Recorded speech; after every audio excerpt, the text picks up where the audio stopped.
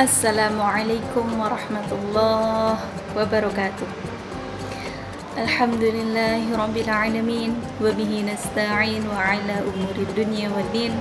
Assalatu wassalamu ala asrafil anbiya'i wal mursalin wa ala alihi wa sahbihi ajma'in.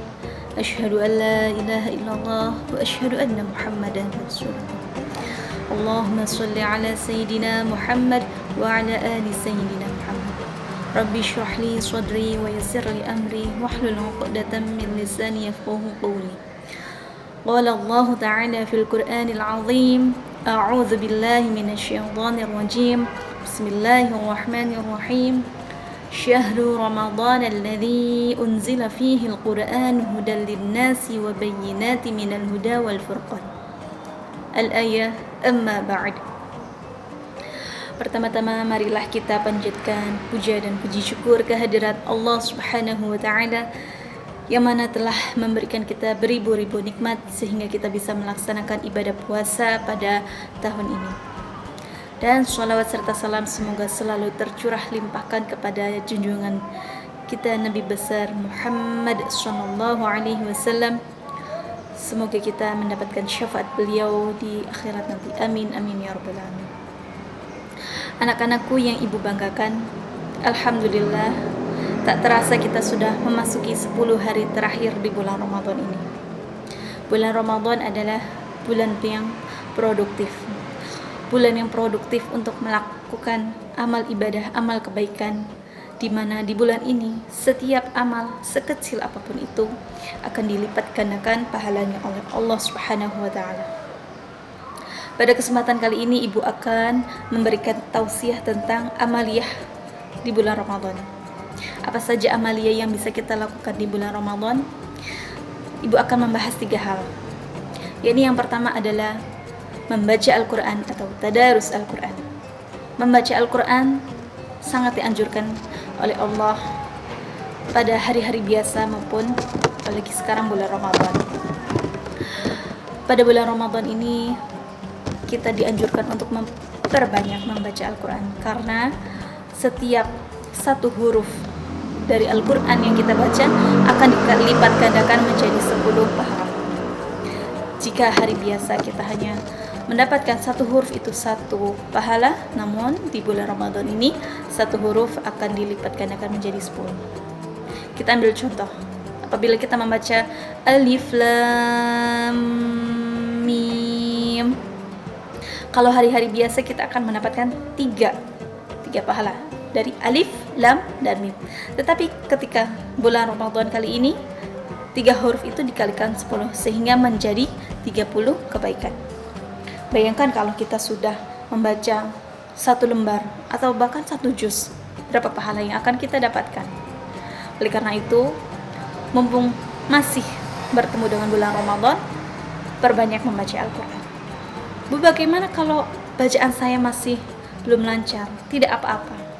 Jika kita masih belajar membaca Al-Quran atau belum sampai pada tahap Al-Quran, kalian bisa membaca atau mempelajari Iqra atau jilid kalian, baik jilid tilawati ataupun jilid qiraatinya, ya.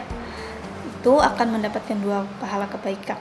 Yakni pahala yang pertama belajar dan yang kedua adalah membaca Al-Quran atau membaca jilidnya tersebut. Kemudian amaliyah apalagi yang kedua yakni shadaqah. Shadaqah sangat dianjurkan kita untuk memperbanyak di bulan Ramadan. Tidak harus yang besar, tidak harus yang banyak. Kita bisa bersedekah bahkan dengan 1 butir kurma. Kita bisa bersedekah misalkan di rumah mamah kita sedang membuat gorengan atau membuat teh manis, kita bisa siapkan 1 piring dan kita berikan kepada musola atau masjid-masjid sebagai takjil. Karena Rasulullah SAW bersabda yang artinya barang siapa yang bersedekah pada orang yang berpuasa, maka seolah-olah dia mendapatkan pahala seperti orang yang berpuasa tanpa mengurangi pahala orang yang berpuasa tersebut. Artinya kita mendapatkan double pahala puasa, ya. Itu. Kemudian yang ketiga, amalia yang bisa kita lakukan di bulan Ramadan ini yakni qiyamul lail atau sholat malam. Qiyamul lail bisa diartikan sholat malam, ya. Yang pertama, qiyamul lail ini yang sedang kita laksanakan, yakni sholat tarawih. Sholat tarawih termasuk sholat qiyamul lail, ya, karena dilaksanakan pada malam hari. Nah, yang kedua yakni sholat tahajud, sholat witir, sholat tasbih dan yang lainnya. Jika kalian masih belum bisa bangun pada jam 1 atau jam 2, kalian bisa melaksanakan sholat malam itu, sholat tahajud itu sebelum atau sesudah sahur. Misalkan kalian sahur jam 4 sampai jam 4.15. Nah, masih ada 15 menit sebelum subuh, kalian bisa pergunakan untuk sholat tahajud, walaupun hanya dengan 2 rakaat.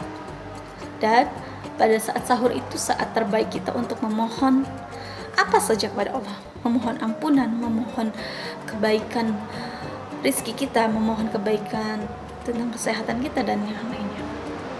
Itu sebenarnya banyak sekali amaliyah atau amal yang bisa kita lakukan di bulan Ramadan ini. Kita bisa membaca kalimat thayyibah, kita bisa beristighfar, membaca tasbih, membaca tahmid, tahlil, atau bersolawat kepada Nabi. Kemudian kita bisa belajar, juga termasuk amaliyah yang baik, dan membantu orang tua juga. Ya, banyak sekali yang bisa kita lakukan di bulan Ramadan ini.